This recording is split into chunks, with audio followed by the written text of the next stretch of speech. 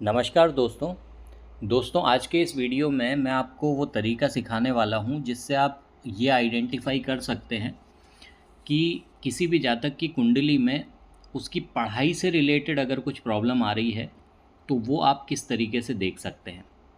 तो इसके लिए जो सबसे पहला रूल है वो आपको मालूम होना चाहिए, जो कि मैं पुराने वीडियो में भी डिस्कस कर चुका हूँ। वो रूल ये है कि अगर आप पढ़ाई का प्रॉमिस देख रहे हैं तो सबसे पहले आपको कहाँ पर आना है, आपको आना है फोर्थ कस्प पे आना है। और फोर्थ कस्प में आपको कहाँ पे जाना है, आपको जाना है सब लॉर्ड लेवल पे। और यहाँ पर आपको देखना है कि जो सब लॉर्ड है वो कौन कौन से हाउसेस जो है वो बेसिकली इंडिकेट कर रहा है।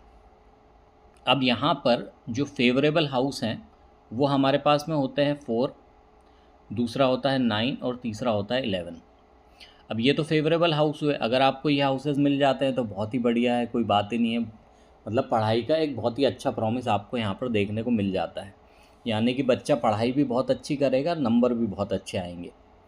लेकिन अगर आपको पढ़ाई में कहीं प्रॉब्लम देखने को मिल रही है और आप ये पता लगाना चाहते हैं कि पढ़ाई में प्रॉब्लम आ किस वजह से रही है, तो उसके लिए आपको जो प्रॉब्लम करने वाले हाउसेस हैं उनके बारे में पता होना ज़रूरी है।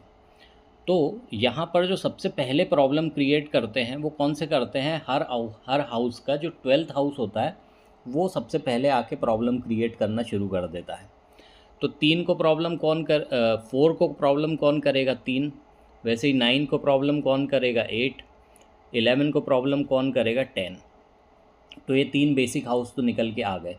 लेकिन इसके अलावा भी कुछ हाउसेस होते हैं जो प्रॉब्लम क्रिएट करते हैं, जैसे कि 5th हाउस, ये भी प्रॉब्लम क्रिएट करता है।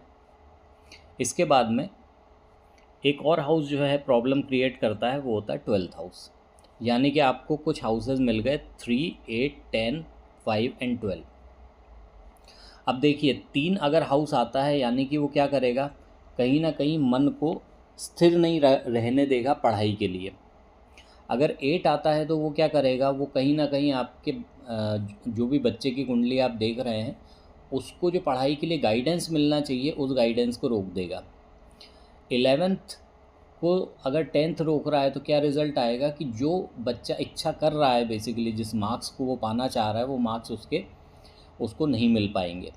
5th क्या प्रॉब्लम करेगा, 5th ये प्रॉब्लम करेगा कि बच्चा जो है वो अपने एंटरटेनमेंट में जो है वो समय देगा और इसकी वजह से उसको कहीं ना कहीं अपनी प्रॉब्लम, जो पढ़ाई में जो प्रॉब्लम है वो फेस करने को मिलेगी।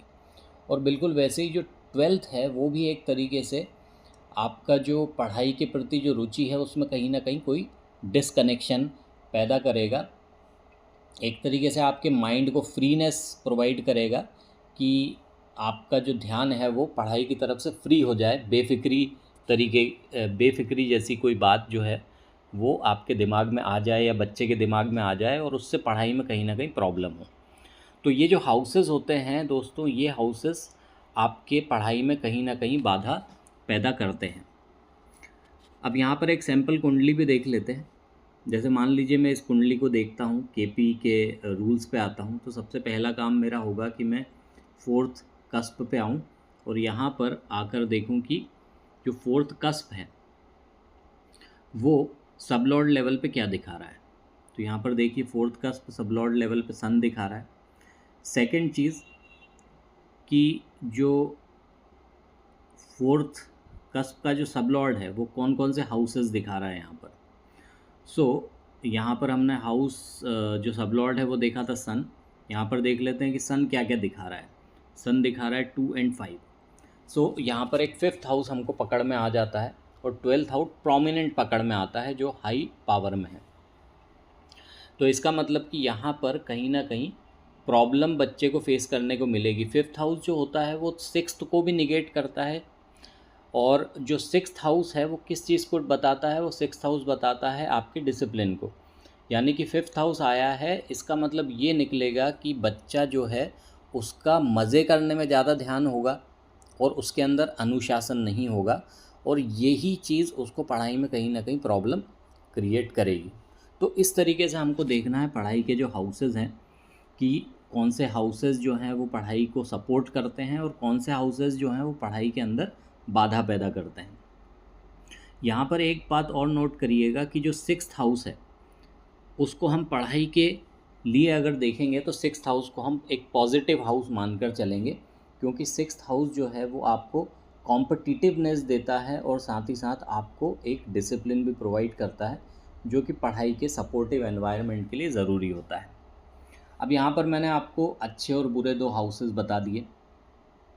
यहाँ पर ये चीज़ और ध्यान रखिएगा कि जब हम सबलॉर्ड लेवल पे देखते हैं तो हमको सिर्फ ये देखना होता है कि जो प्रॉमिस आप चेक कर रहे हो उसकी कंडीशन कैसी है, क्या अच्छी कंडीशन में है या बुरी कंडीशन में है।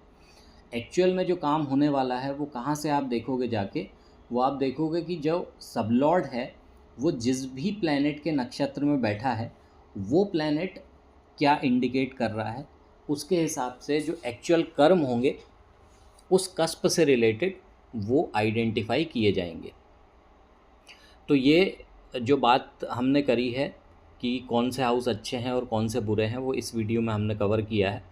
अब जो अगला वीडियो है उसकी लिंक भी मैं यहाँ पर आपको दे रहा हूँ इस वीडियो के साथ में ही।